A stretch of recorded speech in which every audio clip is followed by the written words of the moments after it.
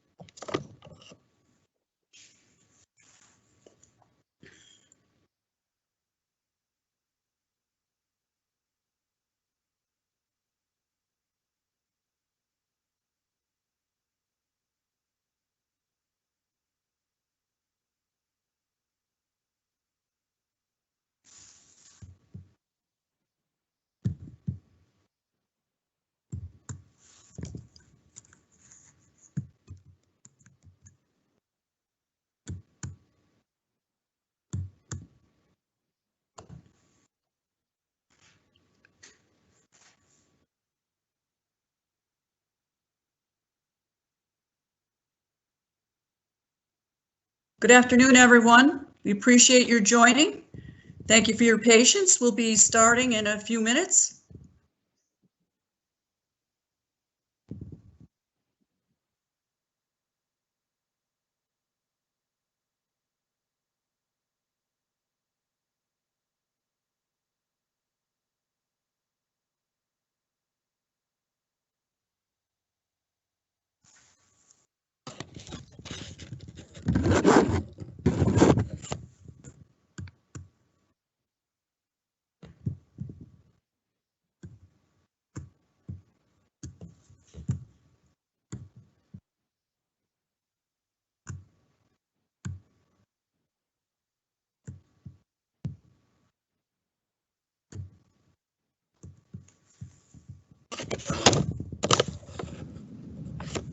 Hi, everybody. Hi. So are we a go literally in like 2 minutes? Yes, we are. Oh, okay. And we're live now, so.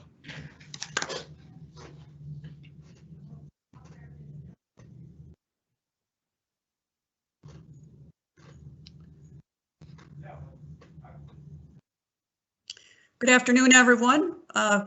Once again, so thank you for joining us. We'll be starting in a couple of minutes. We've got a lot of people coming into the program as we speak right now, so we may give it till 1:01 or so before we commence. Thank you for your patience.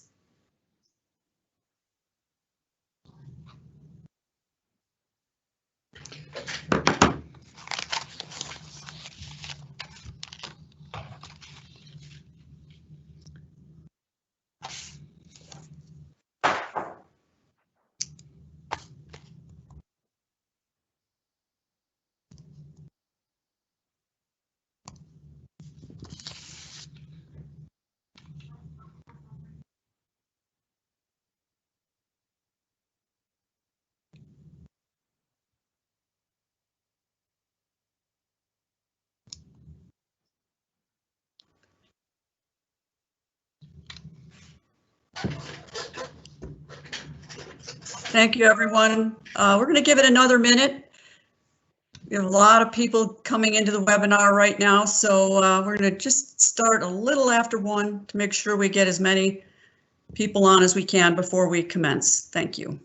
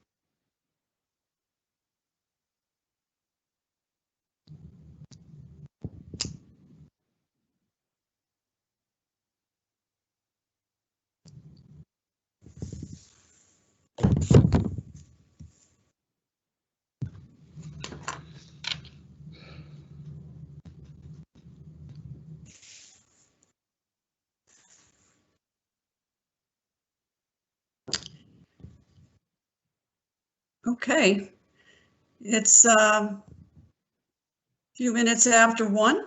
We will begin our presentation. Thank you for your patience. I'm sure many people will continue to be signing on as we start. So we'll do our welcome and housekeeping. Good afternoon and welcome. I'm Pat Ziska, Vice President of Private Sector Sales for MCI. On behalf of all of us at MCI, we appreciate your taking time to join us today. We have nearly 200 registered attendees, which reaffirms the need to share with all of our customers updates on our organization, the industry, and insight from our leadership team. Many of you during your registration provided feedback on what you'd like to hear from us today. So we've incorporated that into as much of the presentation work as we put together as possible. And there will be time at 2 different breaks during our session for us to respond to questions that you can submit through the Q&A. We'll do some housekeeping at the end of my time today that will show you some of the details around how to submit your questions. MCI is privileged to be a part of the NFI family, a larger company of leading transportation brands. It is 5 years since the original investment was made in our organization, and the benefits of being a member of this family could not have come at a more important time. Today's presentation will be a little different than some of them we presented over the course of the last year, with a renewed focus on the future and what it means for MCI to be a part of this larger network. Before we move into our presentation today, we would like to extend our gratitude for all those listening in and to all of our customers for allowing MCI to be a part of your businesses during the good times and during the bad. 1 year ago, none of us had any idea how damaging and lingering the impact of COVID-19 would be for our businesses. And our hearts go out to all of you who have lost family members or friends, co-workers or employees from this devastating virus. The loss will be felt for a very long time. We know our businesses have been impacted severely, and it is our hope that we will soon see a recovery for all of us engaged in the transportation and travel industries. We will talk about some of the trends that we're seeing throughout the presentation today. Now, we will review the leaders that will be presenting their vision of the company and what we're doing today. Paul Soubry and Ian Smart from New Flyer, Chris Stoddard, President of New Flyer and MCI, Brent Maitland, Dave Maylott, and Scott Robertson. Some of the housekeeping materials points that I highlighted earlier on your screen. There are icons at the top, and there's a small icon that's conversational. You'll hear we have it represented. So you can just click on that and put your question in. Please include your name and company so we can see who it's coming from. Because like us as presenters, we can't see who's actually on the webinar at this point in time. So we would appreciate your putting your name and company in with the question. There will be 2 times during the meeting when the presenters will be monitoring the questions that you present. There will be 2 points during this session today where we will respond to the questions, following Chris Stoddard, and then at the end of our presentations. The session runs from 1 to 3 Central Time today. We're hoping that will allow enough time to respond to all of your questions that come in. The session is recorded, and we will post the event on our website on Monday. You can click on the link and you can replay and hear some of the materials that we will be showing you. So with that, we will open up a short video that highlights our employees, entitled We Move People. It showcases what makes all companies special and unique, its employees. Followed by that, Brent Maitland will have a review of our agenda, and we'll start with the first presentation. Thank you.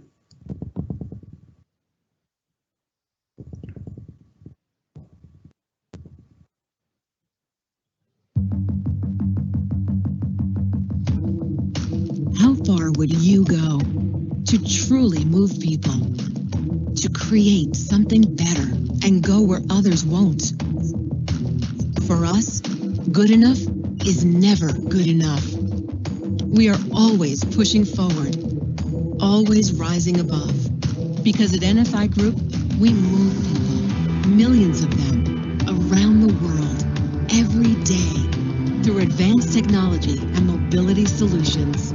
They're all on different journeys and have different destinations, but they all trust us to get there safely. Their lives are in our hands. That's why we won't settle. We choose to lead. We're proud of what we do, what we build, what we deliver. We've been pioneers from the beginning, and we'll never stop driving to improve ourselves and our products. The road is hard.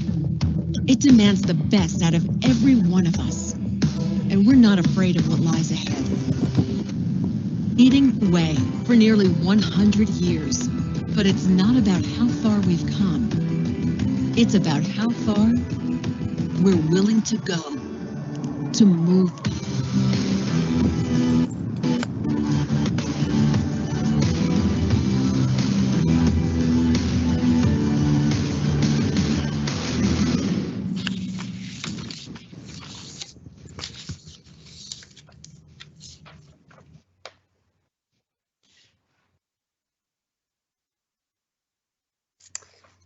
Thanks, Pat, for the intro. And this is Brent Maitland. I know a lot of you. I mean, looking down the list of people who are attending, really over 200 people, it looked like is quite amazing, because around this time, most of us would be spending time at a trade show, which is honestly where I'd rather be after so many of these conferences on the internet. But I think the theme that was in the video was so important. You know, we talk about leading, we talk about people.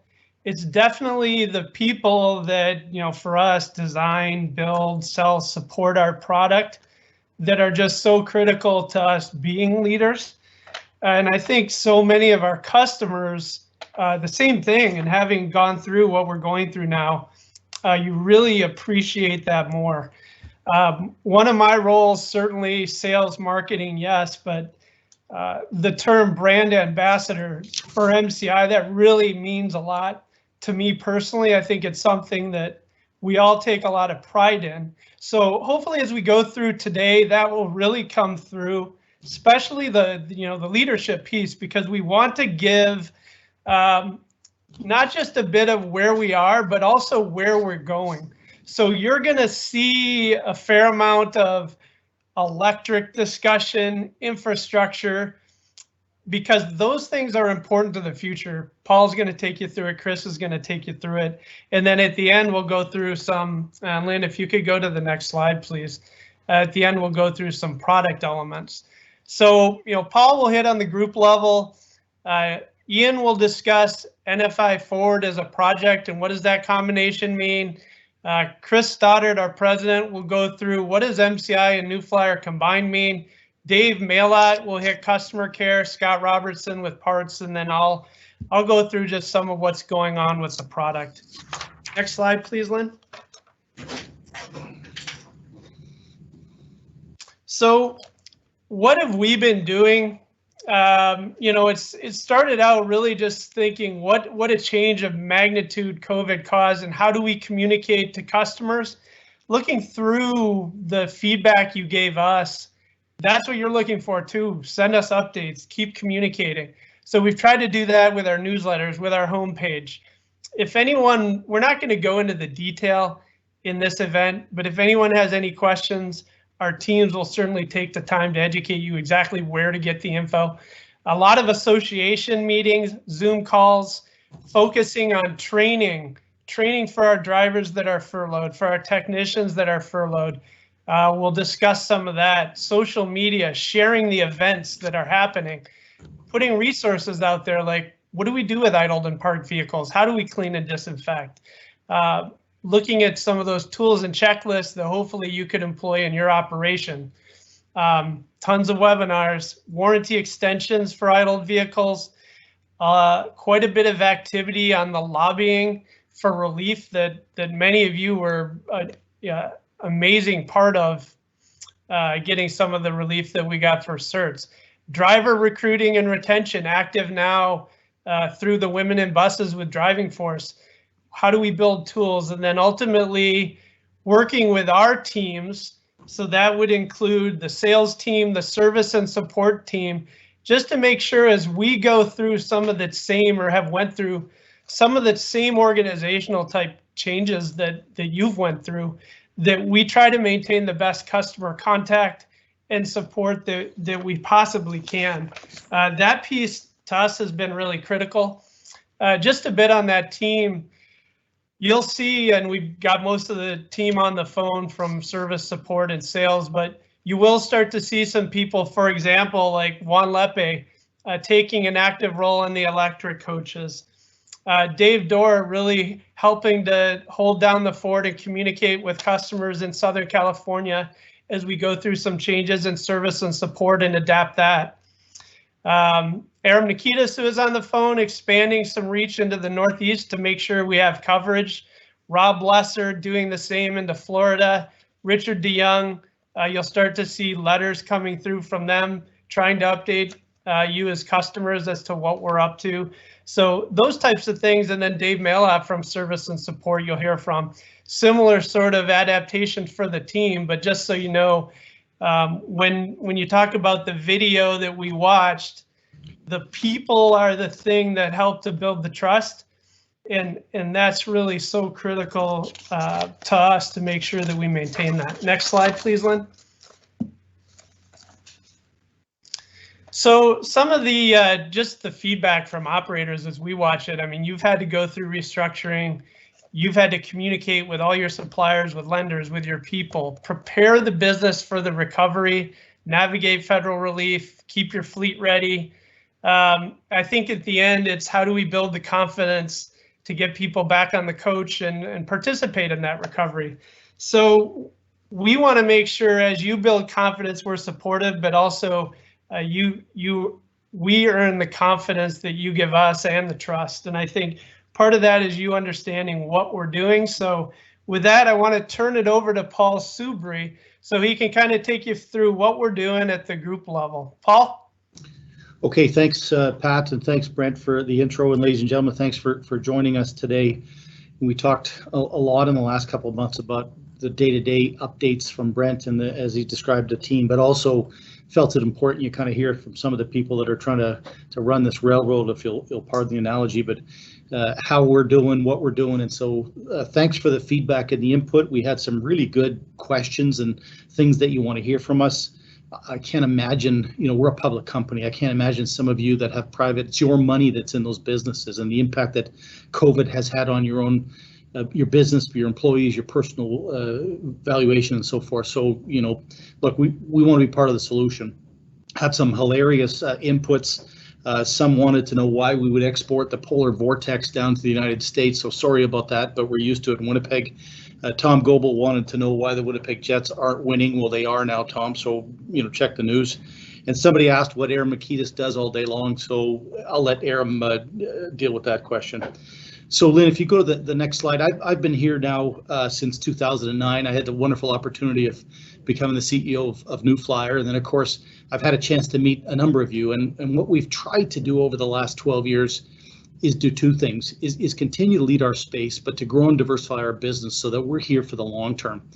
And it's not lost on us, as I said before, that the equity in those coaches on your lots has a lot to do with the valuation of the MCI brand. And so, just a little step back in history, New Flyer dates back to 1930, MCI to 1932. We really felt the opportunity to try and be the leader in both those markets made a lot of sense from a sharing, technology, facilities, and so forth. I think things started off really well. We hit a few bumps and bruises on our way. We then added ARBOC, which has turned out to be a really neat little business for us in Indiana.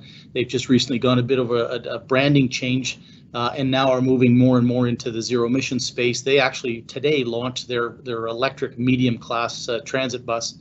Alexander Dennis was a big deal for us. This was our first chance to get offshore, to think about being a global bus and coach leader. And of course, NFI Parts, we've tried to bundle all of the support of all of our different brands under that. again, back to making sure that you have value and confidence in the overall company and the brand that we're going to be here. I think one of the biggest learnings for me, I think, over the last couple of years is that we have to continue to pivot from being a bus or a coach provider to a solution provider, and especially now more than ever as we think about the transition of your fleets, and of course the evolution over the long term to electric vehicles, residual values, technology deployment, and so forth is critical. And Chris will talk to you in a little minute about kind of how we're trying to deploy all the learnings from Flyer back over to MCI and the other businesses. So COVID wasn't good to us. I'll show you a chart in a sec. We furloughed 8,250 people. We brought most of them back. We've subsequently let about 1,500 people go. Some people I know you've done that in your business. It's not a fun process, especially when it's a result of nothing to do those people did themselves. It's just the market reality. So we're 8,000 strong. We're a healthy business, and tell me a little bit more. I'll tell you a little bit more about kind of what we're doing and how our future looks. So next slide, please, Lynn. First and foremost, there was a lot of questions on the kind of the input or registration around the brand. And I'll talk a little bit about what we call Project Fusion, which is the integration or combination of New Flyer and MCI, and Ian and Chris will take you through that. But look, we didn't spend $450,000 or $1 million to buy a business to shut it down or to change the brand. There's 25,000 motor coaches on the road with that brand, and we're going to keep that brand. So first and foremost, it's not going anywhere. Having said that, the economic reality and the drop-off, the dramatic stop in the private motor coach world, I think Pat alluded to it. If New Flyer didn't step up and buy MCI, there's a high probability that MCI wouldn't be around as a result of COVID. And so, not to dwell over water under the bridge, but the good news now is we have the opportunity to build on strength. And so we've engaged this project we call NFI Forward to try and combine those businesses, everything from systems and people and product and technology and so forth. A couple of the questions we had in the input survey was about the liquidation of our pre-owned coach pool. And we didn't take that decision lightly. We had plus or minus 350 coaches on the shelf at varying stages of age and condition. When the market stopped, not only did we have new coaches that we had built that we couldn't sell immediately, but we had this massive kind of amount of inventory sitting there. We were approached, we evaluated it, and we felt the best decision for the long term was to generate the cash for our business in the short term, but more importantly, had we not liquidated that pool, as your market starts to recover and as you start to buy coaches, we wanted to be in a position where we could continue to do trade-ins as opposed to having this massive fleet of unsold coaches that just didn't allow us that flexibility. So that was the logic. I think it's proved to be a good decision for us. I hope, we have to make sure that we keep the residual values of your coaches up. And so that's product support and continuing to support their trade-ins going forward. Look, we want to be around. There's no question about that. And I think we have to find a way to play a role with you. Brent talked about we've been very aggressive in Washington, as many of you have, in trying to lobby for money for the coach world. And let's hope that the bills that are about to be passed go through and they find a way to get some of that money to you guys. The other dynamic is look, the J4500 has been our bread and butter, and for most of you, that's your fleet or a good portion of their fleet. We're not walking away from diesel buses. We have such a large installed fleet. Having said that, as Brent alluded to, the electric bus is clearly the zero emission, and everything about it is going to take some time. And so we have to kind of play today's game and get to the future game. But most importantly for you, we got to figure out how to transition there and ensure you have economic value for the investments you've already made. So, takeaway here is that brand's not going away. So next slide, please, Lynn. You've had your own pain, but I just wanted to share with you kind of what's happened in our business. So, we started 2020 with about 9,500 people. As I said, we got about 8,000. We've had 654 positive cases. This chart shows you the record date of the acknowledged case. Knock on wood, thank God, we haven't been able to trace any of those cases to transmission inside our plants. But it doesn't matter. Those people can't come to work. And of course, anytime somebody tests positive, you got 15 or 20 people around them idling or testing and whatever. So the good news is the far right there, you see the blue part of the chart. That's what's today are active. We only have 5 active cases left. And knock on wood, let's hope this third wave doesn't take on a life of its own. Next slide, please, Lynn. So I felt it just important to share with you kind of what our priorities are. You know, we're a good sized business. You know, in regular days, we're, you know, $3.5 billion of sales. You know, we've got 105,000 vehicles in a row. Our strategy is we don't want to be a division of a truck company. We want to be only buses and motor coaches. And so the trick for us and the pitch we've made to our board to continue to invest and to our investors is that we're staying a pure play. We're buses and motor coaches. Number two, you know, again, just like your business, it sure wasn't fun, notwithstanding the people dynamic. You know, we had to find a way to negotiate and manage way through last year. We renegotiated our credit agreements right in April, right after the pandemic started. Then we had to do it again in December. Really comfortable now with what we've got for covenants, that we got a lot of runway now heading, you know, through 22 and into 23. So there's a good news story there. 2 weeks ago, we did a bought deal, they call it in Canada, but an issue of excellent equity. We put out $250 million more equity, so we got a pretty good sized cash injection into the business, which only helps our flexibility. And then we launched this thing that we call NFI Forward, but it was really an initiative to, you know, pardon the analogy, but go on a diet so that we're more competitive when the world starts to turn around. And your world has been probably the most dramatically hit in our business. And, you know, the public transit agencies have had their share of pain in the UK and so forth. It was an awful decision and discussion about combining MCI and New Flyer and the impact on the MCI executive team. Truth be told, Ian's the one that brought the idea to me that economically and for long-term stability, let's combine these businesses. And I fully support it and championed it. And so the good news is, and I'll talk about it in a minute, we asked Ian to kind of lead that transformation. He's a known quantity to you, to our MCI team, and so forth. Number three, obviously the people stuff, just like your world. You know, we've lost some people that have gone elsewhere. Same with your drivers or your maintainers, those kind of things. And of course, the whole safety and return to work protocols and work from home. I think we spent about $40 million on COVID-related costs in our businesses and all the stuff around communications. And I'll never forget my first meeting with MCI 2015. A guy you guys all know well, Terry Fisher, said to me, whatever you decide to do, make sure everyone gets the memo, meaning what you guys decide in Winnipeg has to get to the field people and the sales people and the parts people, so there's clarity of mandate. And, you know, we're trying to live by that. We don't always succeed, but we're sure trying to make sure that what you hear and the support you get is universal. Number four, you know we need to be there, and there are different dynamics for both our public and private customers. Our public business is probably about 60% of our business, and private about 40%. We've tried to stay in touch. We launched, you know, some things around training and safety concepts and clean and protect, not protest, but protect products and keep training moving and so forth. We continue to work on the, you know, the cost, time, and quality performance in our factories, and we're trying to make sure that we don't let our parts or our service quality drop. I use the expression NFO. If any of you have ever spent some time with you, you know I have a tendency of saying bad words, but some things are not friggin' optional, and that is supporting those of you that have invested in our products. So, you know, we're doing our best. We got to keep doing better.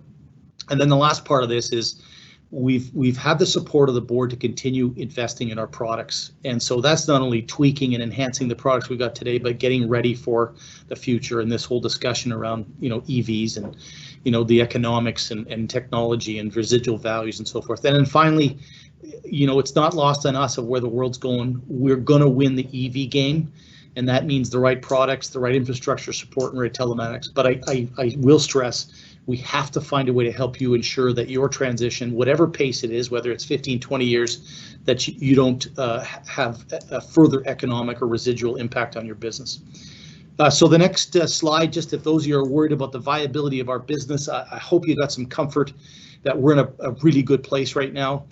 This is a chart of just the last 12 months of our stock price, and not that's the measure of everything, but you know, we went from kind of $35 a share to $9 a share, literally in 3 weeks last year as COVID hit, and we scrambled and clawed and scratched our way through, and now we're over $30 again, sure, just under $30 today. So you know, the share price, I think, is a reflection of the shareholders' confidence that we've done the right thing to survive going forward. Next slide. So, you know, quickly, just what you're going to see from us is more conversations about the solution and trying to knit together the product, the service, the support, the technology, and of course, as we move to EVs, the charging strategy, the diagnostics, the telematics, and the part support. So you'll hear from us more and more. We don't want to just sell you a bus. We want to make sure that you have a solution from us. Next slide.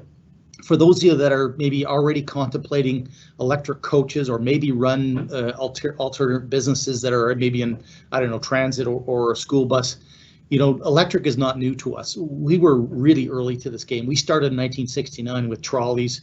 You know, we were the first with diesel electric hybrids, the first with fuel cells, and so on and so forth. The first with really solid vehicle telematics we call New Flyer Connect, infrastructure solutions, and so forth. So we've been at this a long time, and I think what you're going to hear from Chris is the combination of learning and knowledge that we've got from Flyer will only benefit the MCI product and customers. Next slide, Lynn. So, you know, again, I won't go through the detail, but every single one of our products has now been electrified, some further down in the journey than others. And as you'll hear again in a minute, not only our J coach, but our new D model coaches have been electrified and have had some pretty good success in their trial operations. Next slide.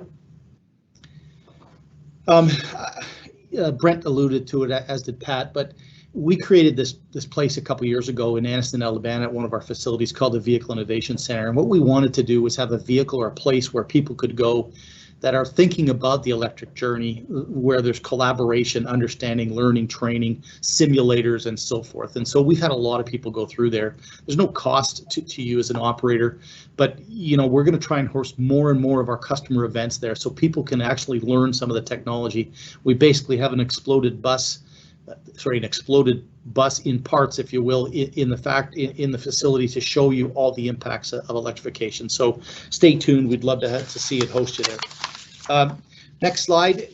One of the questions on the input survey was pace of adoption of zero emission, and you know, take this for what it's worth. It's our estimates that we provided recently at our investor day. You see on the top right, you know, the government money in the UK is really starting to push those private operators to really incentivize them to go electric. So we think they're going to lead the pack. Top left, the North American heavy duty transit space. We've got some really good leads. We've got a lot of installed base, and it's happening, you know, probably a little bit more than we originally thought, faster. So we think it'll get to about 20% by 2023. The North American motor coach, based on some of the private company shuttles and some other scenarios, some of the public transit guys, we think maybe by 2023 it'll be an 8% adoption rate. And we think the market that's going to be the slowest of adoption is going to be North American cutaway. So I'll take one more minute of your time and just show you, Lynn, if you can go to the next one, just another short video. It's only a minute, but here's our perspective on this whole, what we call the zero emission Z-evolution. It is not a revolution. It is not going to go, especially in your world, from diesel to EV overnight, but it's going to happen over years. And so we think it's an evolution. So Lynn, if you can cue this for me, please.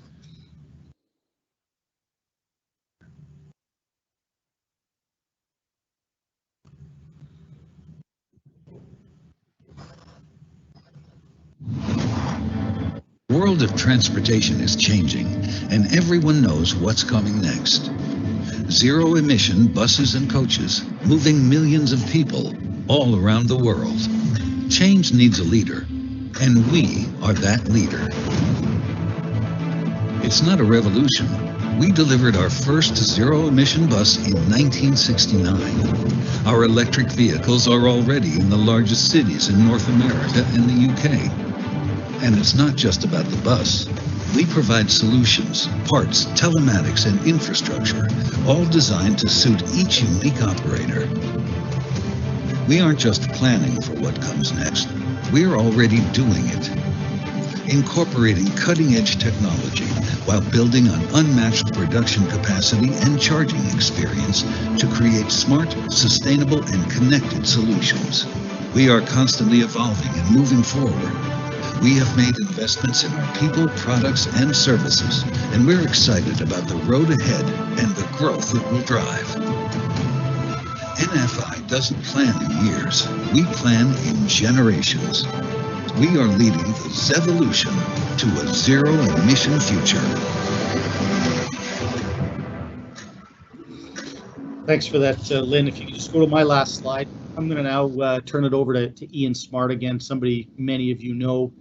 As I mentioned, you know, Ian is now leading the transformation at our business in the integration of New Flyer and into NMCI, but also all of other major projects. You know, look, Ian and I worked together for almost 15 years before we both came to NFI, and he ran our parts business. He's now run MCI for a number of years, and so to me, he was a perfect leader that knows the ins and outs. He knows where the bodies are buried. He knows the technical issues. He knows the private operators to lead that transformation. So he's sitting about 50 feet from me every day and leading this, supporting Chris in this combination of the business. So we just wanted Ian to kind of give you his perspective on what's happening and how it impacts you guys. Over to you, Ian. Thanks, Paul. And nice to see everybody, albeit in an electronic format. As Brent mentioned, normally this time of year we would be spending our days in the show halls and our evenings in somewhere that Pat Ziska chose for us, but instead this time around we're doing it over video. So again, nice to see everybody. Paul kind of did a good job of describing the backdrop of what led to the transition of me into my new role. Like most of you through last spring, you know, we were watching our business every day. And as the pandemic continued to grow and the impact on everyone's business continued to grow, it became apparent in the April-May timeframe that the MCI business, at least for the foreseeable future, was in for a real bad time as it would relate to your businesses and your ability to buy coaches. And so we spent a lot of time thinking about exactly, you know, what to do with the business and how to take it forward. And it just became clearer and clearer that MCI operating on a standalone basis under the conditions that existed and that we could see for the foreseeable future was not likely to be a viable solution. And so out of that necessity came the invention of combining it with the New Flyer business. And so at that point, I transitioned out of the role of the MCI president and into the EVP of business transformation. And in that role, if I can have the next slide, most of what I'm doing these days is spending time thinking about our business and how we grow, or right now, how we position ourselves for growth for when the economy and when the business comes back, not just in MCI, but across the business. As Paul also mentioned, unfortunately, we've had a tough time as you have in terms of managing the cost in our business. And so we've had to go through our collective business at NFI and look for cost optimization opportunities and then in turn go execute on those. We've also spent time looking at ways to innovate our vehicles, the different technologies we use across the group of companies and how we manage those. And then finally looking at, you know, what our customers need, what our employees need, and how do we keep them happy and motivated even in these real challenging times. So the role that I find myself now in is managing a number of projects across all of NFI with these goals in mind. And so if I can have the next slide. When we made kind of the public announcement of the changes that we were planning to make back in the August timeframe, we called the whole initiative NFI Forward. And what NFI Forward really is a series of 5 major projects where we're going across the entire NFI group of companies and looking for those opportunities that I just mentioned. Obviously, the one that you're most interested in would be what we call Project Fusion. And so this is the effort to fully integrate New Flyer and MCI into a single operating business. And so we've done an awful lot of work over the last 6 or 8 months. We've reorganized our organization structure. We've reset the capacity in the factories such that we can build the volume of vehicles that our customers are asking for today and that we're ready to go when the volumes come back, particularly on the private side of the business. An awful lot of work to harmonize processes and make sure that the two organizations can come together and work seamlessly. You know, one of the big items out there is we're moving to a common software platform here on April 5th. So we've had an awful lot of people working for the last 6 months in preparation for that go live date. Project Mesh was all about integrating all of the parts locations that we have in Canada, the US, and bringing them together under the NFI Parts banner. So we brought the Alexander Dennis service parts into the family and formally into that network. We've made some difficult decisions about where we're going to hold inventory, but we believe by consolidating that inventory and bringing additional software tools to bear on how we manage and place that inventory, that we should actually be able to do a much better job of supporting you, much better parts availability going forward. Project Duo is all about the Alexander Dennis business in the United Kingdom. In that case, again, the COVID impact was very, very significant. And in that case, we actually closed one of the manufacturing sites permanently. That's caused us to adjust where we build some of the other vehicles, and obviously having to move some of the capability that was in that network around. Project Tetris is about doing similar optimization in our Canadian and US manufacturing network. So we've got a number of projects in work there, combining a couple of our composite or fiberglass manufacturing facilities, consolidating a couple facilities within the ADL North America environment, and moving some of our public coach finishing work around within our network. So again, all about making best use of our capacity, managing cost, and making sure that we're prepared for the future. And then finally, Project Maguire, if you've ever seen the Jerry Maguire movie, Show Me the Money, it is all about going across our organization and making good use of the common technology and the common suppliers we have. You know, where do we have similar or identical components on vehicles? Can we leverage those to get better prices for the vehicles or for aftermarket?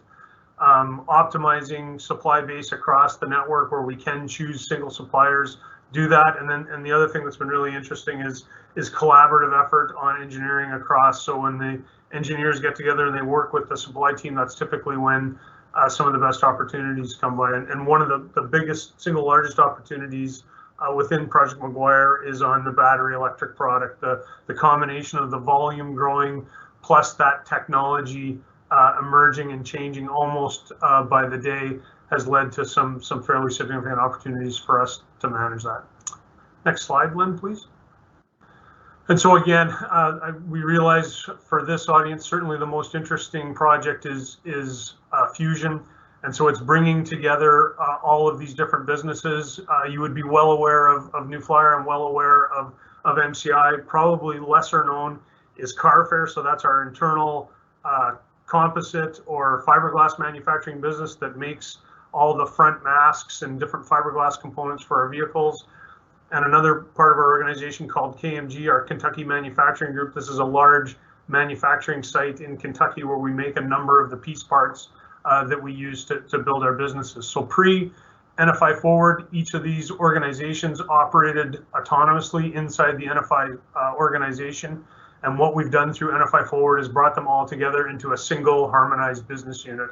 So one executive team, functional leadership across the whole business, better integration and better synchronization across the business. And one of my major roles in this, in addition to coordinating all the different activity that goes on to bring it together in one business, is also remaining a voice of coach, and in particular the private market, to make sure as we make changes to processes, to people, to how we handle different things, that the private coach operators' interests and insights and the specific needs of your business are incorporated into the long-term end state, such that the business continues to do a good job of supporting you as individual customers.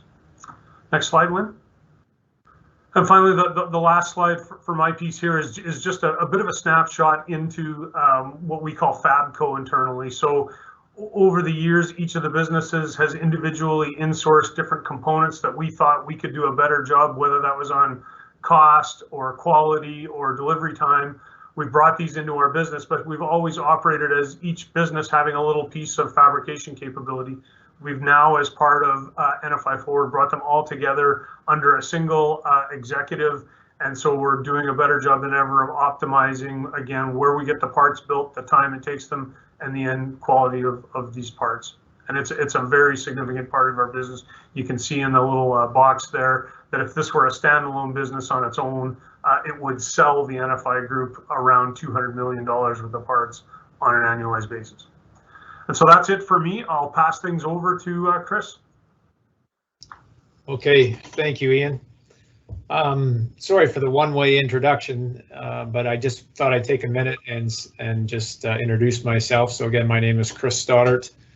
I've been in manufacturing now for, I guess, getting close to 32 years. I started out in automotive at General Motors at a plant Did that for 9 years and then moved to the freight rail industry for another 9 and change years, and then came to New Flyer in December of 2007. So been primarily in engineering and service functions in that time frame, and then I'm just in my 3rd year of being a president now. And so anyways, that's a little bit about my background.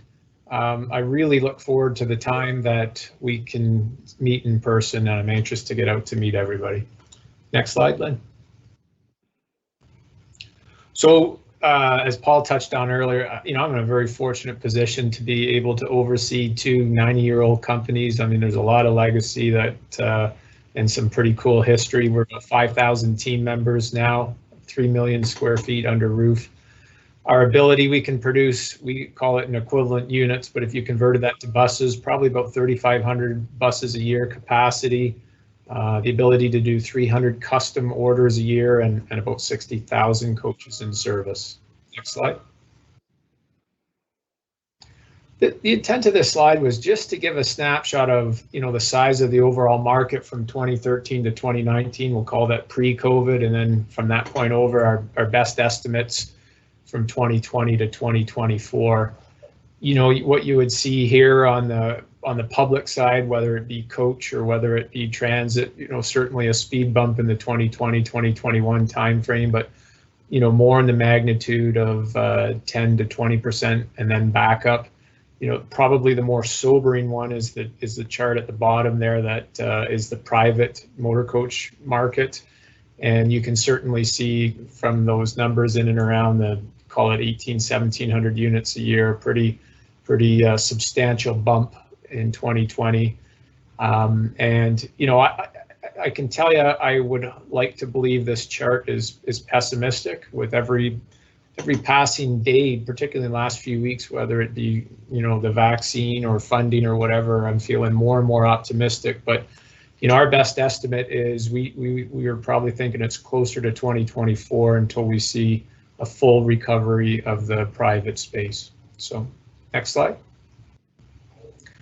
It's been touched on what the challenges were of 2020 at a high level. I mean, absolutely 87% decline in the private motor coach deliveries. We were fortunate, very, very, very fortunate on the public transit side to not have any cancellations, but we sure had our significant amount of orders deferred that made things challenging. Again, Paul covered it, but boy, we spent a lot of money, and I have to tell you, I'm unbelievably proud of what we were able to do with our COVID-19 protocols, to be able to move all our salaried people or office people to work from home overnight. We invested everywhere in our plants with cleaning protocols, PPE, you name it. It's actually pretty impressive to walk through our facilities and see what we were able to implement to ensure that we had a safe work environment for our employees. Well, clearly, unfortunately, we had to adjust our run rates down in all of our facilities to adjust to the market. But I will say, between a very good effort between our engineering teams and the NFI parts group to come up with a lot of products to, ultimately that would give ridership the comfort to know that buses were safe from a COVID perspective. So a lot of work's going into new buses and the ability to retrofit buses and coaches. Obviously, we and yourselves alike put a lot of effort into the advocacy on both in the US and Canada for any type of local or federal funding relief, and pretty good year for us as far as making progress with our performance in the zero emission bus space. So next slide, Lynn. Personally, my strategic priorities, as Ian outlined, like number one, when we wake up at the end of 2021, that both New Flyer and MCI really need to function as one cohesive business. Quite a few critical product launches this year, and we'll touch on it in a couple of slides here, but both the electric D45 CRT LE and the J45E, they're both go into production this year. We've got our next generation Excelsior Charge, which we call Next Gen NG. I'll touch on our autonomous Excelsior, and all of these launches will be done virtually through our Vehicle Innovation Center. We've got a pretty aggressive growth plans this year for Infrastructure Solutions. I'll tell you more about what they do, but effectively that's our team of people who manage the installation of chargers. Ian touched on our Fabco business, but we think there's a good opportunity to do further optimization, including more insourcing, but we're pretty semi-vertically integrated on building up our battery packs. So right from, we make literally the composite structures ourselves, we own the design, we package the modules, we test. So that's, it's really a growing side of our business there. And then obviously ensuring that all the changes we do, we really want to focus on the ability to improve our level of support to all our customers, but particularly in the private space. Next slide. So again, any vehicle manufacturer that's moving people today is got a game plan for electric propulsion. We're no different. We've been dead focused on it since really 2011, and you'll see it in the coming slides on some of the launches. So next slide, Lynn. Boy, we've had to do a lot of work to prepare, and so when you think about our bus capacity, we've spent quite a bit of money in the past few years at all of our plants to make sure that we have chargers to be able to charge our electric buses. We have commissioning bays. We've done a tremendous amount of high voltage training so that all our people in the shop floor and then our people in the field have the right personal protective equipment and the skill set to work on high voltage vehicles. Every electric bus that we sell will have our onboard telematics system that Paul touched on, and every day there's daily reports through what we call our daily 360 Connect that will tell you exactly the range that your vehicle got, how the energy was consumed, overall vehicle health, GPS. It's quite a neat tool to be able to understand how your vehicles are performing. You know, this infrastructure solutions group really ramping it up to meet the new demand, ensuring that from an aftermarket perspective that we've got on-the-shelf inventory in the event that there's any issues with the zero-emission bus. And finally, this vehicle innovation center that we talk about, while we love the way it, you know, to have in-classroom training, we've really had to pivot that to digital content. And the good news about that is the ability for all of you people to get a virtual tour and digest all the content now exists, so we can certainly set something up and it doesn't necessarily have to involve a trip to Anniston. Next slide. So 2020, just again, 194 transit deliveries in zero emission. You know, this infrastructure business that installs chargers grew by 700%. We really had a good win rate, which would suggest we are leading our industry. This picture, what was pretty exciting, we got our first order of 25 coach buses last year, and I set a little picture underneath that. That was from last week. So this is our Antelope Valley order, and the very first one is online. So it's pretty exciting to see these 25 units working their way through the factory now. And I guess the one comment I would make, which has been good, despite COVID, I would say the electrification side of our business has been the most sticky and really hasn't seen the degradation that we probably thought we would have relative to every other area of propulsion. Next slide. I don't want to steal too much thunder on our parts and service because Dave and Scott are going to talk on it. The one thing I'll maybe draw your eyes to is one of the things in the New Flyer world is we have 200 spread out between Canada and the US field techs, and we're on a journey right now to be training them from their knowledge on transit buses to their knowledge on coach buses. And so once they're dual trained, the intent there is, in addition to our service centers and our call centers and our office field service staff, we want to be able to supplement that by having this field tech army, I guess we'll call it, and just another layer of the ability to service our coach customers. Next slide. This is just a quick snapshot where we have our zero emission buses in service. So you start to see really all the major cities and the major transit customers. But the good news is we were able to do a fair bit of demos now on both of our J4500E and our D45 CRT low entries. So that's exciting to see those demos unfolding now. Next slide. So again, in the product pipeline, and Brent's going to talk about this, but this is the year, obviously, we go into production with our D45 CRT LE electric. Next slide. And then much later in this year, then our assembly line fires up with the J4500E. So again, two pretty exciting launches for us. Next slide. And I touched on it earlier, but this is our next generation Excelsior Charge, and effectively some brand new next new generation of cells and battery packaging and all our power electronics. So pretty exciting upgrades. Next slide. And I think Paul touched on it earlier. We just had our virtual event in the last couple hours, and this is one of the neat things about the NFI group. We literally were able to take everything that we had developed on our Excelsior and completely pick that up and integrate it into the ARBOC vehicle. So what's cool is there's going to be, typically these are medium duty, but 35 foot, 30, 27, and I think there's actually a 24-foot one en route too. So ARBOC will be going into testing for this vehicle this year and for very early 2022 production launch. Next page. Pretty exciting project. We could take a lot of time on this, but I won't today. But we will go into production on third quarter of this year with 3 literally stage 4 automated coach buses for CTDOT. This has the camera systems, the radar, the LiDAR, and effectively this bus will drive itself. So we have 3 of these going into a very specific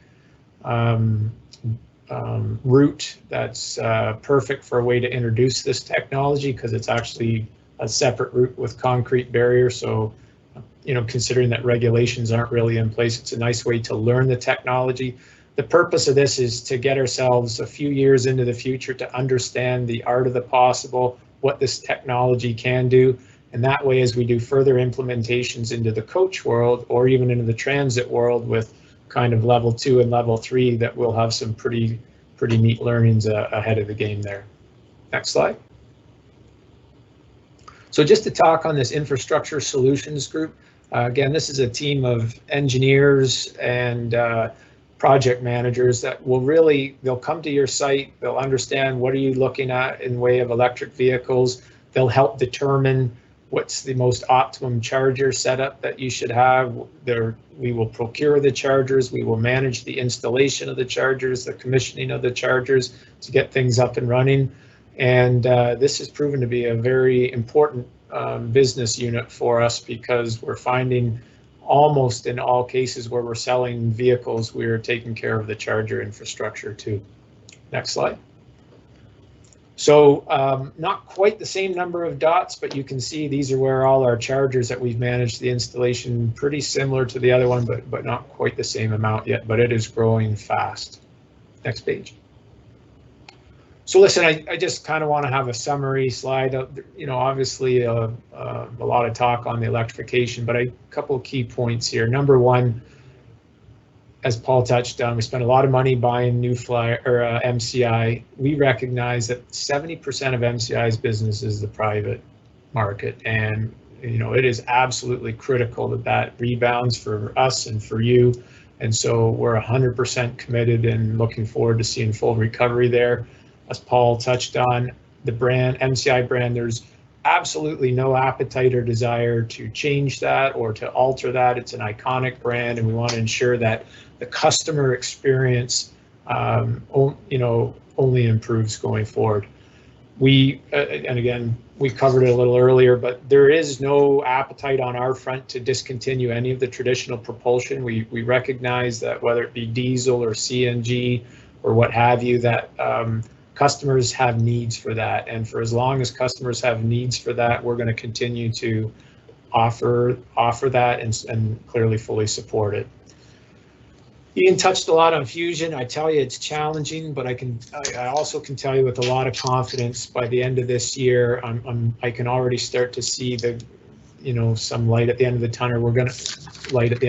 We're going to wake up a better company and be in a healthier position to service the needs of our customers. And what's been also good is our common line now is up and running, and that gives us the flexibility to adjust our volumes back and forth between D coaches and J coaches, depending on how and what rate either market recovers. So I do want at a super high level talk about the customer experience. I don't think from your shoes you'll see a lot of change, which is good in the selling process. It should be very similar to today. I think, you know, from a design source build process, by bringing the two businesses together and really enhancing our OpEx program, I'd like to think that you will see some improvements to quality, lead time, some of the ability to implement innovation, and our ability to remain cost competitive. You know, maybe more on the service and warranty. Obviously, we're still the same call centers, the URSA support, all that's remaining intact. I touched on it a little earlier. I hope you'll see some upside from this, you know, 200+ mobile field tech army.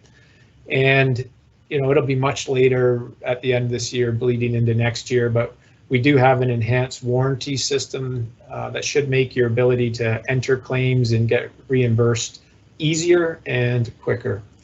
And then just, you know, one of the things, again, with between New Flyer engineers and MCI engineers and ARBOC engineers and ADL engineers, you know, we've brought together the Shared Technology Council so we can leverage and learn from each other. And I think you'll see that our ability to lead the industry on whether it's the propulsion for battery vehicles or fuel cell vehicles, the autonomous technologies, telematics, infrastructure solutions, we will be really leading the charge there.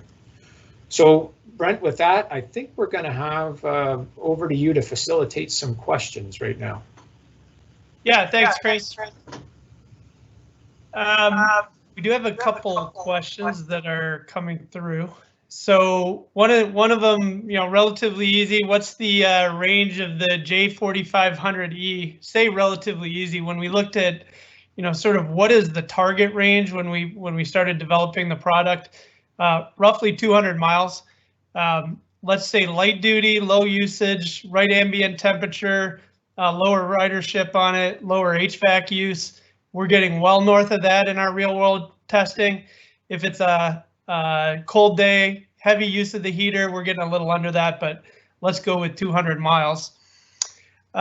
It definitely depends on application, and that's why we spend a lot of time with our customers on what is the exact application that you're using it in down to the route, because we got to make sure it delivers that mileage and does it for many, many years. Question on service and support, and I know it's tough because we talk about changes, and many of the times as part of that changes that include people, and for us, some good people. Changes that we made that affect the Southeast definitely impacted some customers. Changes that we made in Southern California definitely impacted some customers. So we recognize that, and we recognize that there's some people that were good people that aren't part of the company anymore as part of that. But I think when you hear Chris talk about, and you hear Dave Malott talk a little bit about the resources that we do have, it's important to us. It's important that you know that our job is to continue to provide support, especially as we recover. So, you know, even though it takes us a bit to adapt, you're going to see new ways that we're able to support, whether it's the Field Tech Army, whether it's different people on our team, or whether it's the ramp up of different facilities that we have in the same geographic areas. So we understand that there's impact. We know that that's hard, and you got to be able to lean on us to put a plan in place that makes sure we're supporting you the way we need to. Couple new questions. I'm just going to scan here as I go down. Biggest concern as an MCI customer is the value of the brand. What steps are we taking to solidify the value of the brand? I think Paul hit on it. I'll give my perspective. One is we got to make sure that we're here as a company, first and foremost. So, you know, Paul talked and Chris talked about what we're doing as a company to not only serve our customers now, but set ourselves up for this electric future. And then it's our service and support. So if you can fundamentally keep an MC on the road running reliably, which is our job, and we can do that, consistently better than our competitors, then we're consistently going to retain the value of the vehicle. That's a piece. And then Paul mentioned the ability to continue to take trade-ins and support that as needed as you grow your fleets or as you recover your fleets are critical. So to me, those are just the key elements, and it comes down to the people. Chris, Paul, or anyone, if you have a comment, go for it.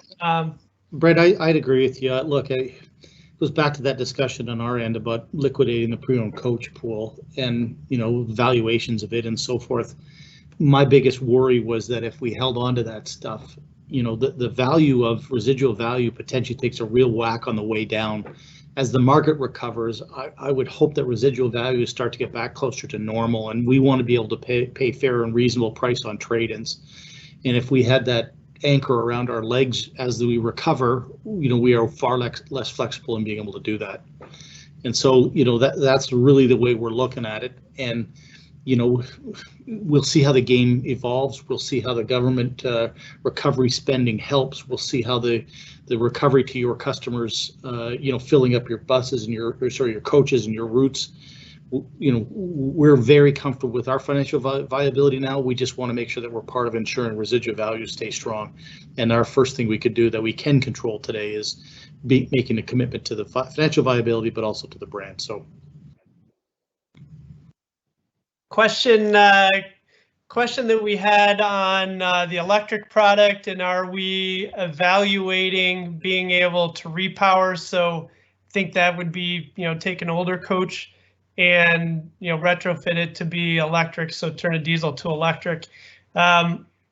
We know that there's some competitors are starting down that road. Our focus right now is to try to get our mainline J4500E out of the gate in certain markets in the CRTLE, but that is something we're starting to look at, and we understand that the demand may be there. Hey, So, Chris, if I could just comment too, Brent, Yep. on that. There's some parallels that we saw in the transit world where we had a couple of guys come out early saying, yeah, this is no problem. We'll cut the diesel engine out. We'll, you know, jerry rig a few things and we'll put some stuff in there. And quite honestly, those science projects didn't go as they intended. So we're going to take a very measured approach, because it goes back to the value of that asset. If we or somebody else tries to convert it and doesn't do it well, that's going to wipe out a lot of economic value. And so we just want to be very measured on that stuff. Mm-hmm. And not all batteries are the same, you know, whether it's price, energy density, performance, state of charge characteristics, and on and on and on. You know, the good news is we've spent an awful lot of time across a number of vehicles right now. So when you see us approaching that, you'll know that we're taking a very, very measured approach to that. And just for this group, all of our early coaches that we built in electric actually started out their life as diesel coaches. So we've done it. We know how to do it.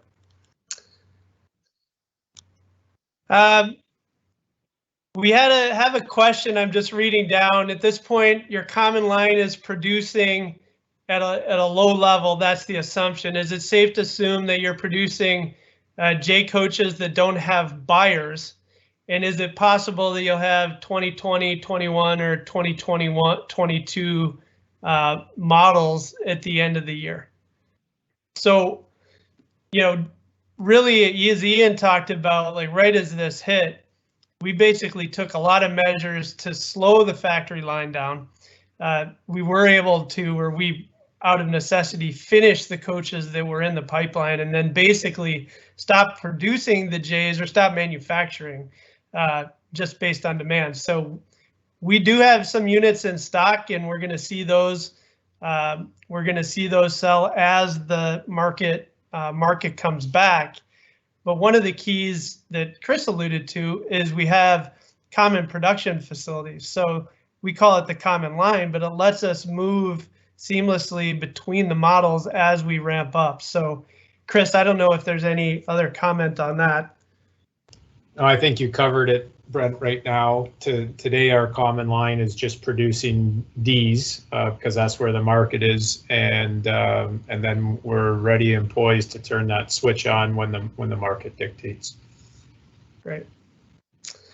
So there's There's a couple other questions that I'd say are relatively specific to some of the lighting on the coaches or just lighting programming.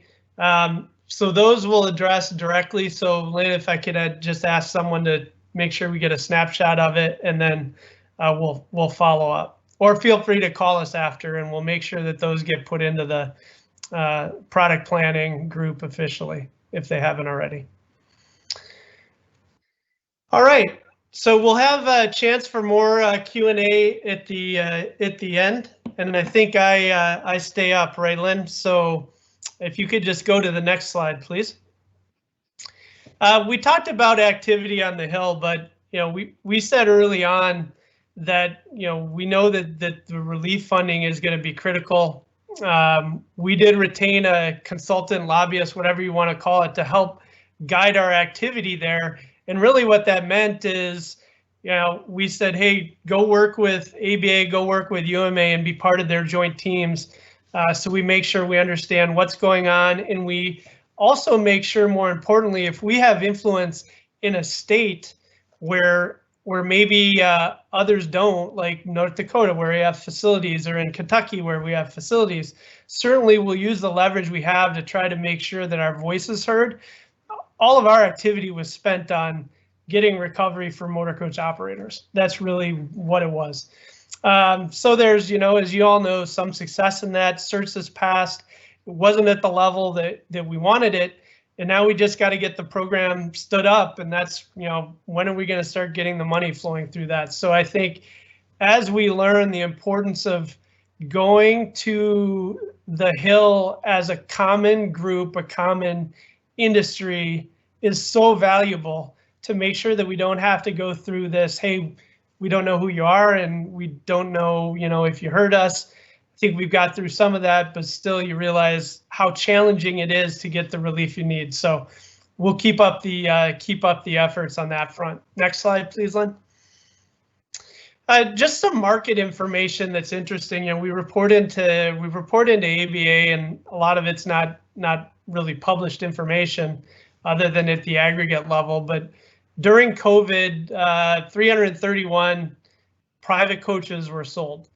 Most of those were sold or delivered based on agreements that had been done prior to COVID. So it was just finishing out, contracts or production that was in place. 53% of those coaches were MCIs.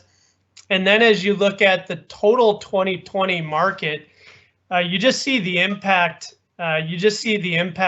There. Total market decreased from 1,193 units, 58% down versus 19, and the private market from 1,168 to 498, and that included a pretty good first quarter. So just that impact on the market really, really tells everything we already know about what COVID did. Next slide, please, Len. Some good news. I mean, part of what, when I read through, what do you guys want to take away from this? Let's get some good news. So, personally, I took away some good news from a guy that did a report, Adam Sachs, the other day from Tourism Economics. And a couple of things resonated. One was, hey, a lot of people have saved a bunch of money through COVID. Maybe they wanted to travel international, but they still really want to travel, but they're not going to be able to travel international. So that's going to disproportionately go back to drive some of this domestic travel. And hotels and other bellwether data points for us say, hey, maybe we're not doing that great in the first half, but we're only 15% or so down from a normal year in the second half. People are moving again. So I just think that, some of those things bode well to what we're already starting to see, which is people really want to get back and moving. They want to go to venues. They want to go places because they haven't been able to maybe for a year. And then we do a survey with some of our customers, and there's more data to it, but at a very high level, we ask, to what percentage do you think you're going to recover by quarter, by period? And for a while, we saw that going down, meaning, the sentiment not going in the right direction.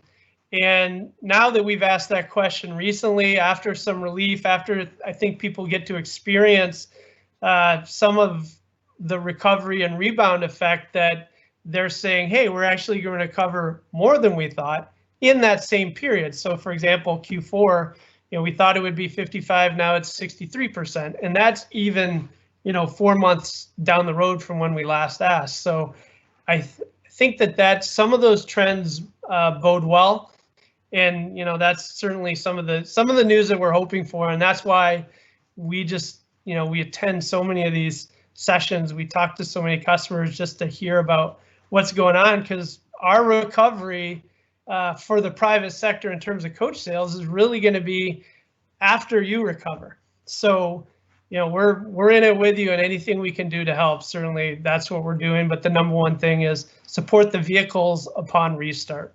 So next slide, please.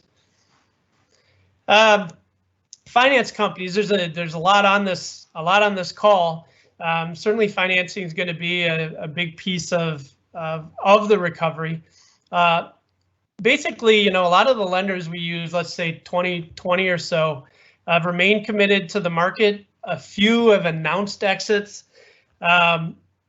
Everyone's in their 4th round of modifications. Many are still offering no payment, in other words, terms of modification. But certainly, as recovery happens and as some of the lenders are seeing relief funds come through, they're going to start to look for payment, and they're starting to look for interest only, or interest only at least. Some have started that. Most, I would say, really understand that working with the operators to get back up and running is the best solution. So I think part of that is why we haven't really seen a huge influx of vehicles back in terms of repossessed or turned in vehicles. We estimate that just over 200 coaches have come back into the market. I mean, maybe it's a little more.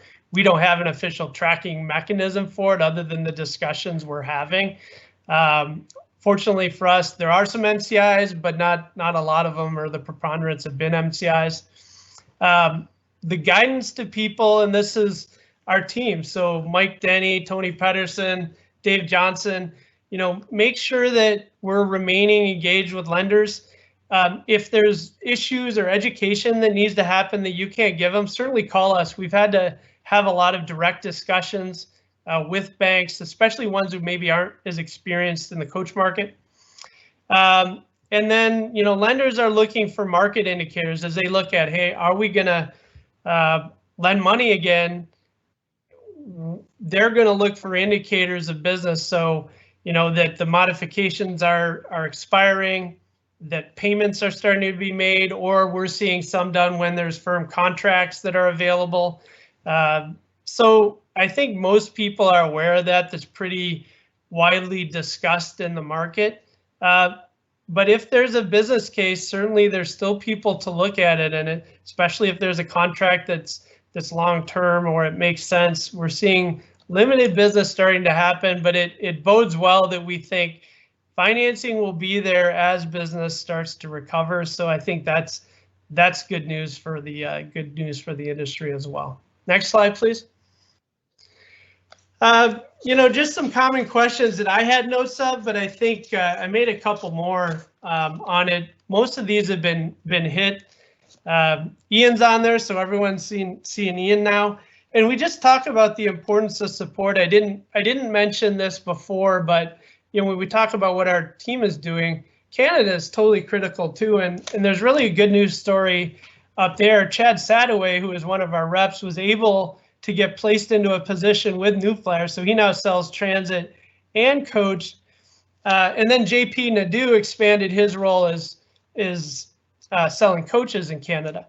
So I think that's just part of how we have to look at the business and the opportunities that sit across the brands, and then how we leverage the team that we have. So I failed to mention that before, but I think that's important, that especially the people in Canada hear that.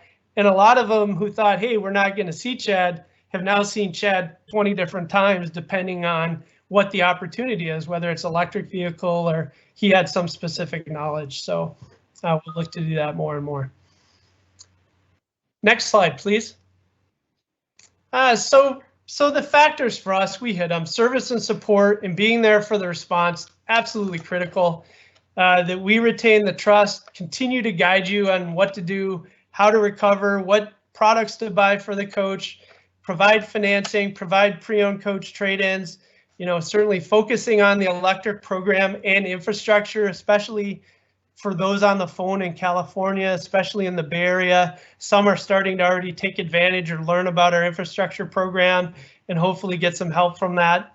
Our competitive positioning is key. And then just the basics on product leadership, making sure we're focused on diesel. You hear a lot about electric, but diesel is the core of our business. We've got to make sure that we manage and take care of the core fit finish of the vehicles, all those things.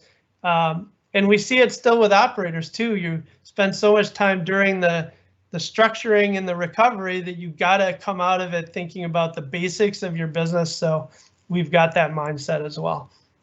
Next slide, please. So I think with that as the framework, Dave Mail, I'll hand it over to Dave Mailot, and certainly Dave and team are going to be absolutely critical in making sure that coaches are ready to roll and reliable. So Dave, take it away. Thanks, Brent. I think the key point about all of this is the service and support team is here. We're here for you guys. We're here to partner with you in your business to make sure that you get everything you need to get your coaches back up and running, to make them reliable, to keep them operating at peak efficiency so that your business can grow and recover, and it will trickle down through the industry. On this map here, you'll see that there's a lot of familiar faces. There are a couple of changes on this slide that I'll make note of right now. Top left, Steve Batho now oversees our service centers, which will be a huge thing to keep those up and running and to get them operating at their best efficiency. And then in the lower left corner, today is Terry Fordyce's last day. After 44 years with MCI, he is choosing to retire. He was a valuable resource, and he was just a great person to work with. And for those of you that know him, you will echo the same.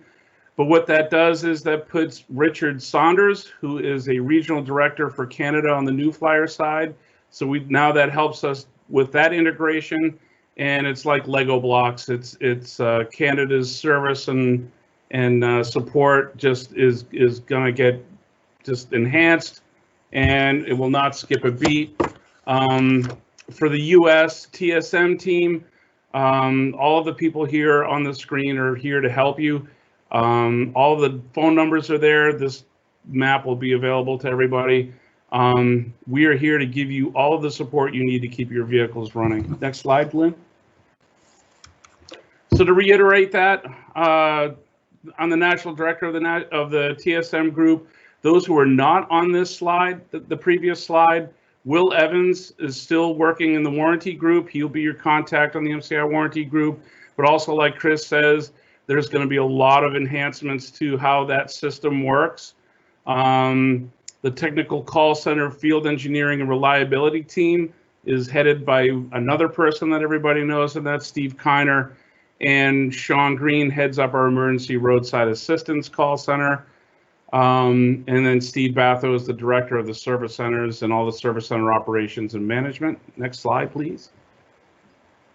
So, as I said, the service and support of the customer care, the MCI team of respected, trusted, talented, responsive, and dedicated field support personnel are here to provide the level of service that you know and expect. That is not going to change. In fact, it'll actually get stronger. That is the goal, and that is the mission.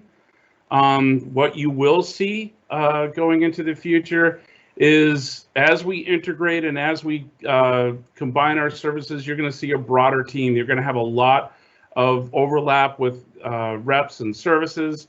In addition to the known and respected MCI field staff, we're going to have an extensive and talented New Flyer team that will just expand our coverage and reduce our already quick response time. As Chris and everybody and Brent have alluded to, so the field technician resource, or the field tech army, New Flyer is a team of 200 plus field technicians that are currently working to support their transit operations. Right now, we are working to get them up to speed on the MCI product, and they will be a huge resource for your local TSM to be able to work with you and your maintenance staff and your operations staff, and just to help turn around some issues with the coaches or help you with certain problems, and we're working on implementing that service. There's also a shared service locations.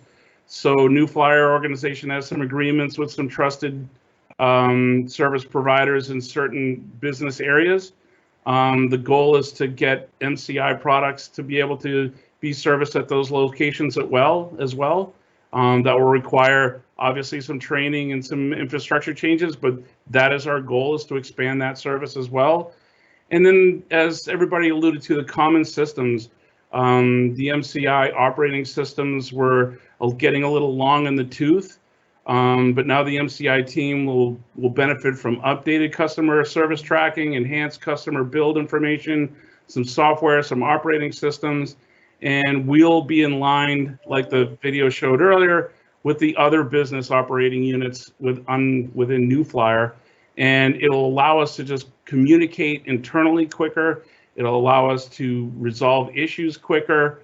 It'll give a common platform, so if you have a question on your warranty, or if you have a question on how to do something or file something, you'll be able to ask anybody in the organization. We're all going to be on the same page. And like I said about cross-training, right now we're actively cross-training all of our personnel, both on the MCI field side and the New Flyer field side.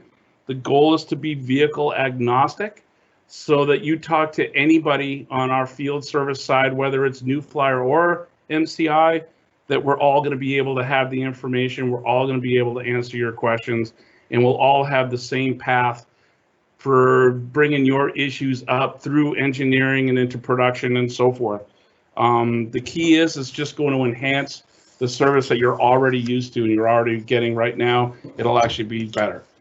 Next slide, please. So a quick thing on the technical call center. So the technical call center, it's there. It's your direct combination. If you want to get schematics quickly, if you want to get where's this component, or where do I go for this, or what's the torque spec on that, that is a service that you could just dial into and get that information to. But an interesting, this past week, ABC News had a survey, and they asked a bunch of people, what was the first thing you're going to do once we get out from under this COVID thing? And the number one thing that everybody said was to travel. So what we're seeing on the technical call center is, at the beginning of the year, on January 1, we had 128 incoming calls looking for information and so forth from the technical call center. It has jumped up in the past couple of weeks to 260 calls per week, and that's just a positive sign or an indication that people are actually looking to get their fleets back up and running. And just a top 5 of the items that we're tracking that people are calling on are the usual 5. It's HVAC, it's electrical, it's engines, it's suspension, and it's transmission. All of those inputs into the technical call center are either handled by the technical call center or handed out to the field support team to get with that customer and to be able to get to a resolution and answer to their questions. Next slide, please. So with that, on our website, we have a lot of webinars. We have a lot of things that we've been adding in there over this COVID period on what you need to be doing with your coach, when you're idling your coach, or storing your coach at your locations, things that you need to be looking out for, things that you need to be conscious of when you go to bring your coaches back to service. Corrosion preventative maintenance, batteries are a huge issue, and we'll go into that here in a second. DEF and diesel fuel, those are things that were normally just kind of happen passively, but since we're not using DEF or diesel fuel as much as we were, those are becoming an issue, and we're seeing that in the field. But again, we have all of that on our website, and here, you'll be able to get this information or talk to any one of the field service staff and we'll get you all that information right away. Lynn, next slide. So just a quick couple of things on tips for the restart of your fleet. As I said before, battery maintenance. Battery maintenance is the foundation to your coach's reliability, and it needs to be taken care of correctly. As all of our training department will say, alternators make horrible battery chargers. So treat your batteries correctly by charging them with a charger first, out of the coach, into the coach, but don't just jump the coach and let it ride. Check the levels of the fluid levels inside the batteries and do a proper load test. Once your batteries are at 100%, everything else will kind of fall in line. Like I quickly touched on with DEF and diesel fuel quality. Wow, am I getting the hook?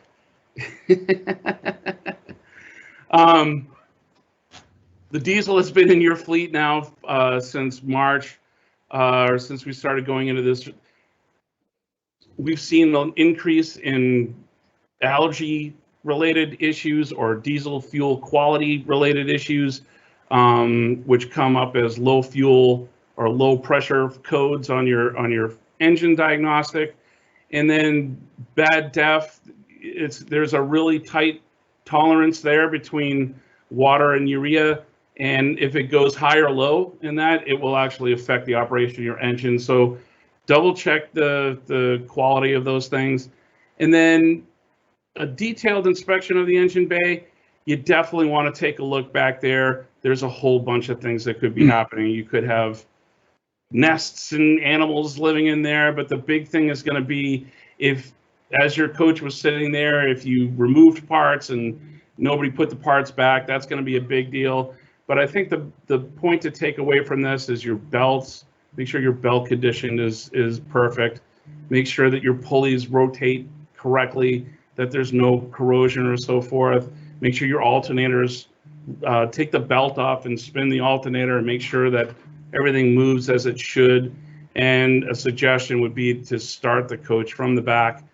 That way, if anything does go wrong or anything is a problem, you can quickly shut the coach off and you're not waiting for the expensive sound from the front driver's seat. Next slide. And with that, I will hand off to Scott Robertson.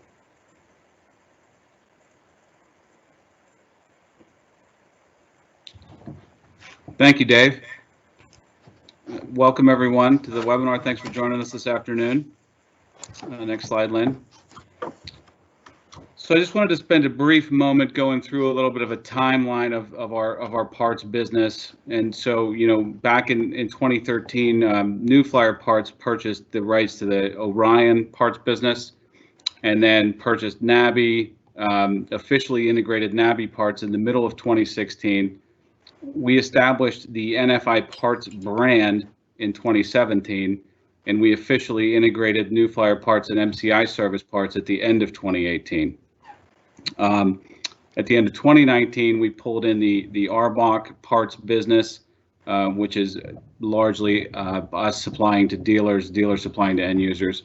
And then early this year, we're in the process of just completing the integration of the Alexander Dennis North American parts business as well. So we've been NFI Parts for, again, a few years at this point, more focused on improvement and improving our performance and quality. Next slide, Lynn.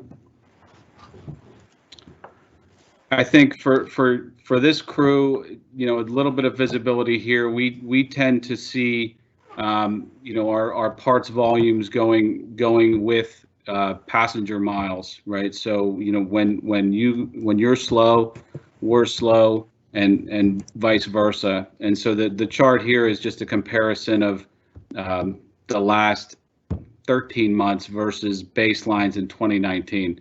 So you can see the bottom falling out in April and May at 20%, and then kind of a slow climb with January being the brightest star so far. So we're seeing some rebound. Next slide. Regionally, we're seeing more activity in the South and Southwest. in the Midwest, and then we're starting to see some rebound up in Canada as well. Still slow in the Northeast, Mid-Atlantic, and California. And as restrictions lift and other things, we expect to see those coming up. Next slide. So from a parts distribution standpoint, we've made a lot of changes to our network over the last year. A couple highlights: we've consolidated Canadian distribution for this customer base in Brampton, Ontario, and we've doubled its size, and spent a lot of time and effort to make sure that this change was done with minimal customer interruption. And I think being able to plan all of Canada in one warehouse is advantageous to any operators in Canada. I think another highlight, we do have over $60 million in parts inventory in Louisville at the UPS Worldport here, and as a reminder, we can ship up to, I believe, 11:30 p.m. For overnight continental U.S. shipments. I do want to note that we are planning on bringing MCI coach parts back to the West Coast sometime in the middle of this year. So I know that's a concern for a lot of you, especially in the West, and it's on my mind and something that I'm pushing. Our fill rates hover around 92-93%, and again, we've got a lot of capability to get parts where they need to be quickly. Next slide. So this is our team of regional parts managers. They've all got at least a couple years of seasoning underneath them. In the upper left, you'll see a picture of a gentleman named Tim Barnes. He took over just a little over a year ago for Jim Stibgen, who I'm sure all of you have come to know over the years. Jim retired and is enjoying a lot of time with his family at this point. But Tim came in. I think he went on 2 business trips, and then COVID hit. So Tim's had to get to know these guys and lead this team virtually. He's done a very nice job, and I think as you'll see in some of the slides to come, a lot of exciting things and a lot of customer focused programs coming out of the parts team. Next slide. So our call center in Louisville, hours 8 to 7 Eastern. We've added Spanish speaking support from 10:30 to 7. We have been spending a lot of time on French speaking support and how to best manage that.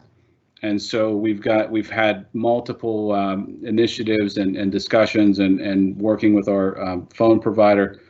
And we believe we have a solution where, calls going into the service center or the call center, there will be a menu and you'll be able to route directly to French speaking support. So we know we had to up our game in this front, and we are doing that. We do continue to make web store enhancements. A reminder, we offer 1% discount on anything ordered online, and we are in the process of adding French and Spanish translations to our website as well. Next slide.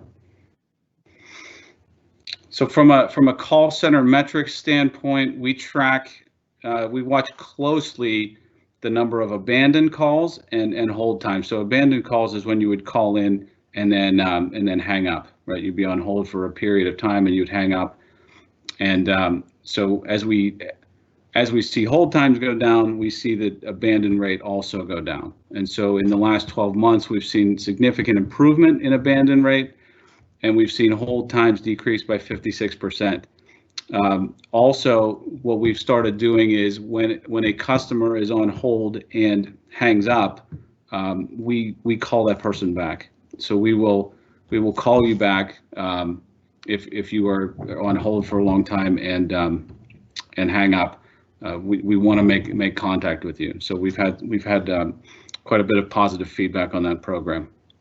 Next slide. So from a program focus standpoint, we know it's all about your cost and reducing your maintenance costs. And so I will note that we've experienced quite a few vendor cost increases over the last year, specific to commodity pricing, and then also those items that require high labor content, in addition to lower volumes in the sector, making bulk purchases not as feasible. So, we have seen items go up. We have spent most of our efforts on identifying the high volume parts and the parts that you use regularly, and making sure that we have the best price out there on those items. And so, over the last year or so, we've come out with the MCI High Velocity catalog. We've come out with cross-reference catalogs for our competitor coaches. And recently, Tim's team has spent a lot of time making sure we have a comprehensive filter program with OEM and aftermarket solutions for all the coaches in the industry. Next slide. Another one we're excited about that's launching this week is the startup parts list. So Dave did a nice job of going over some things that you have to watch for. As we've seen customers start back up, we see them using certain parts more regularly and needing certain parts more regularly. And we've decided to put together a handy front and back list for your reference. So it's not everything, but it's kind of the usual suspects as you get rolling again. And so that's almost 150 part numbers. And again, Tim and the team have gone in and said, okay, how do we make this startup as painless as possible, and we've sharpened our pencil on quite a few of the prices on that list. We've also extended our winter program, so it's usually a fall thing getting ready for winter, but we know most of you weren't replacing air dryer cartridges and other things, on coaches that were parked. So that's extended through the end of March. And as I mentioned, aggressive pricing on everything you see here. Next slide.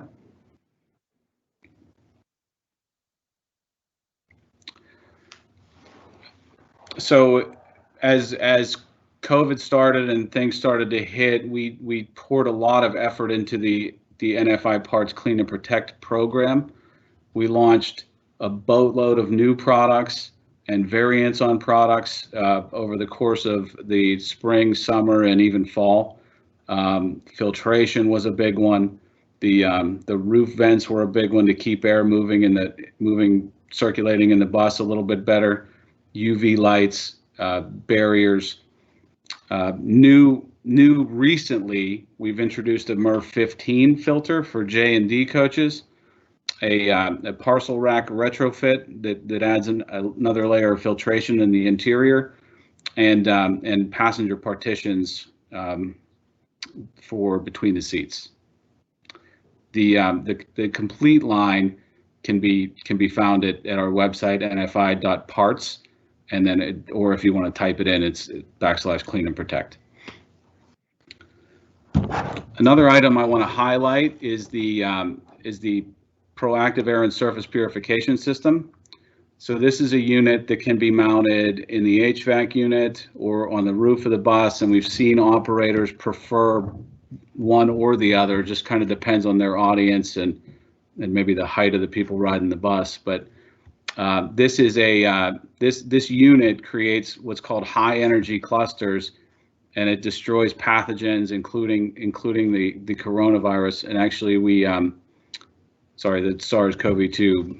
Anyway, we've actually had at this point results of a bus that's been in service that has had COVID on high touch areas. We turn this unit on, do another swab the next day, and find that no COVID is detected. So it's been it's a really good product. It sanitizes the air and surfaces and does not leave a film. And we'll be, over the next week or so, we'll be publishing some test results and you'll see some press and some other things. So I encourage you to reach out to your regional parts manager and find out more about this product if they don't talk to you first. Next slide. And so in summary, on the parts side, right, we want to keep you moving. We want to get you back on the road, right? And so everything I talked about today is on a microsite, nfi.parts/keep moving. Again, our website's loaded with information, and your regional parts managers are more than willing to assist. Next slide. Just some couple slides on the MCI Academy. As you know, the MCI Academy is ASE accredited. Scott and the team have won their 4th in a row Grand National Excellence in Training Award this past year for a course, I believe, on high voltage safety. And so that's a new one for us. And again, they continue to set the bar, and this is against companies like Bosch and Ford and some of the biggest entities in the country, and they've won the top award the last 4 years. Excuse me. The Academy offers technician level certificates, electrical and HVAC specialist diplomas. He started a national apprenticeship program, and also, again, I mentioned the high voltage safety. Next slide. The MCI Academy LMS, almost 20,000 user accounts, over 200,000 courses completed. There are 650 courses on there for technicians and drivers, and Scott's been adding a lot of driver training over the last couple of years. There are courses on COVID-19 and protocols and cleaning.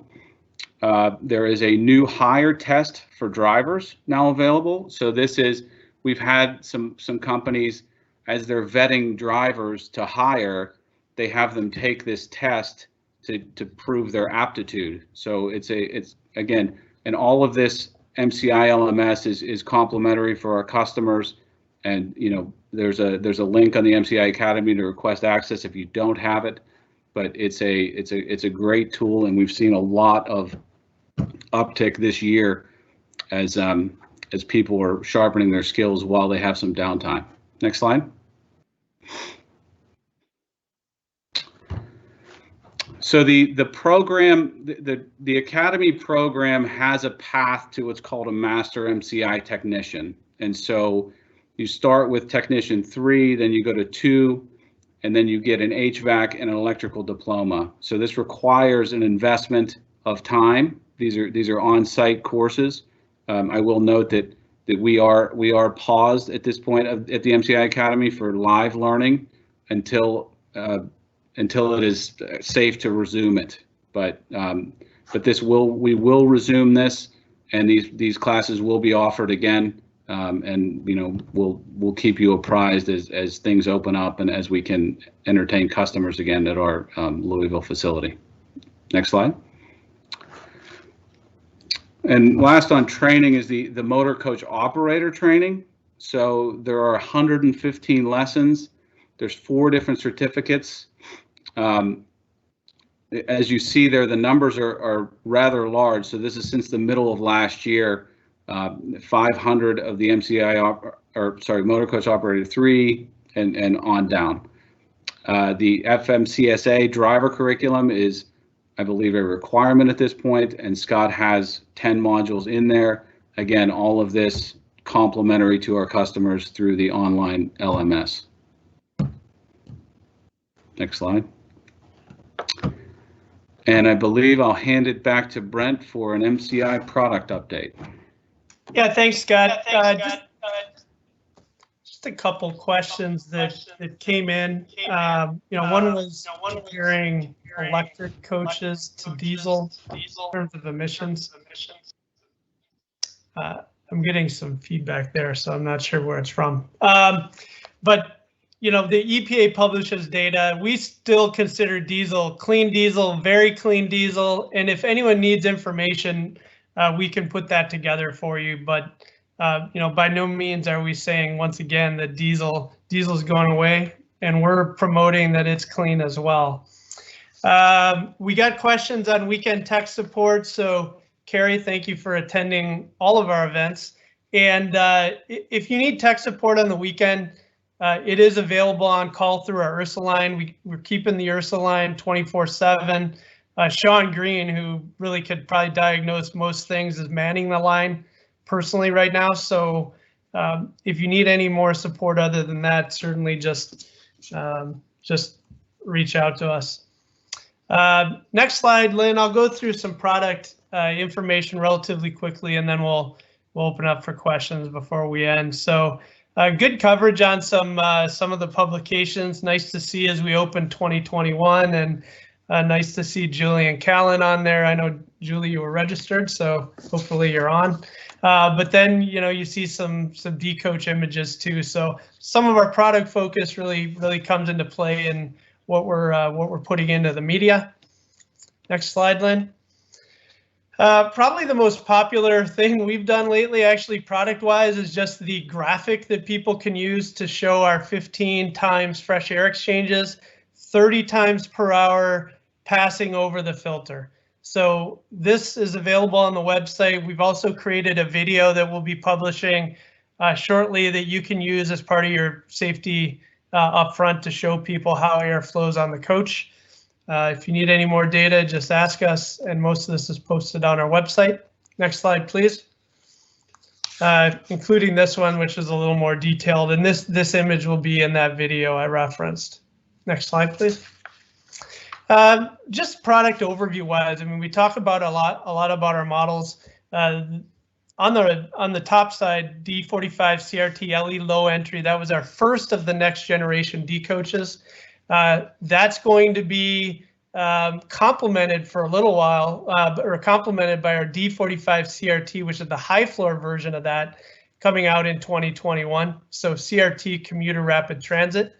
The D4505 is ultimately going to be replaced by the D4520, which is the private sector version of the next gen D coach. So as Chris said, all of those are coming into production. The 4520, that's actually available right now. Low roof, some other things that are sort of the tail end of the developments. We look at those as as the business case presents itself, but that'll be a little bit farther down the road. And for anyone who may need a low roof, we still have the current generation D coach in low roof variant. So we've got that covered. Next slide, please. J series in our 45 and 35 foot versions, and that remains the #1 selling coach in the market. And then really focusing on getting the 45 foot electric in the market. We talked about the D series, and there you see the next generation CRT LE, and that's really, targeted originally towards commuter transit and public sector, but really is taken off on the employee shuttle as well. And then every one of the vehicles being able to integrate MCI or New Flyer Connect in terms of telematics, and then having advanced driver assistance systems, Bendix Wingman, for example. Next slide, please.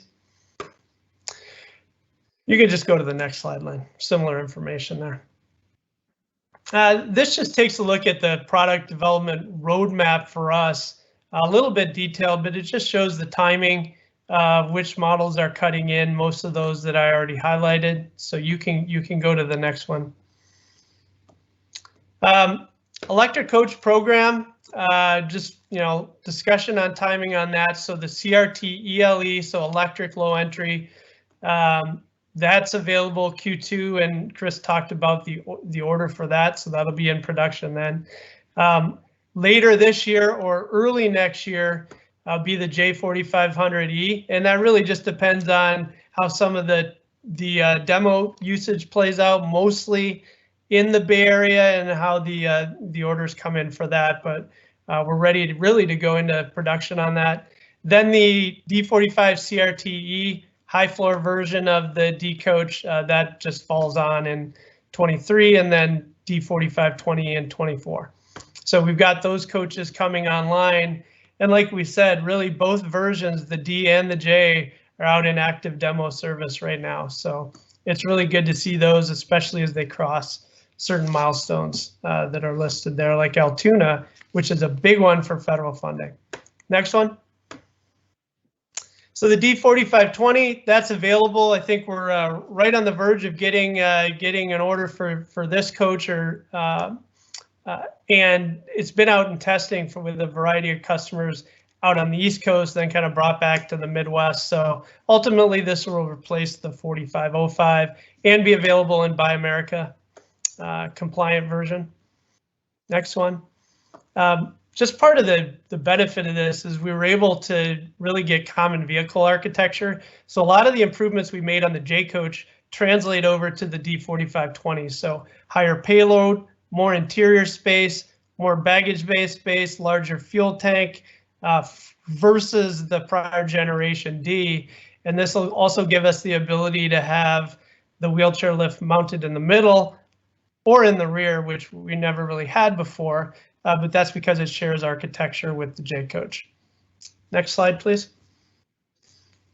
And then we've got the D45 CRT, so high floor version of the next gen D, and that's really just entering pilot production, and then demo service is right around the corner. I believe that's going to be in March for us. So we're excited to just get into the development we talked about when we really launched the D-Coach and this common vehicle architecture, which has big impact on vehicle reliability, how engineering interfaces with the coach, how Dave Mielat and team are going to interface from a technical standpoint, because now you've got one design for the coach for the models of vehicle and not multiple. So ultimately, it will really make the ease of operation much easier across fleets.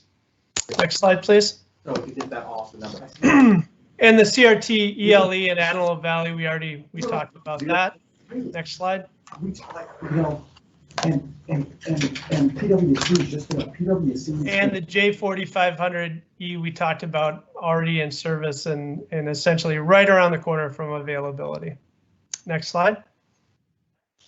All right, so that is a brief tour through product, and I think before, I want to come back because a couple of questions say, hey, let's talk about diesel. I mean, Dave and team are totally focused on MCI customers.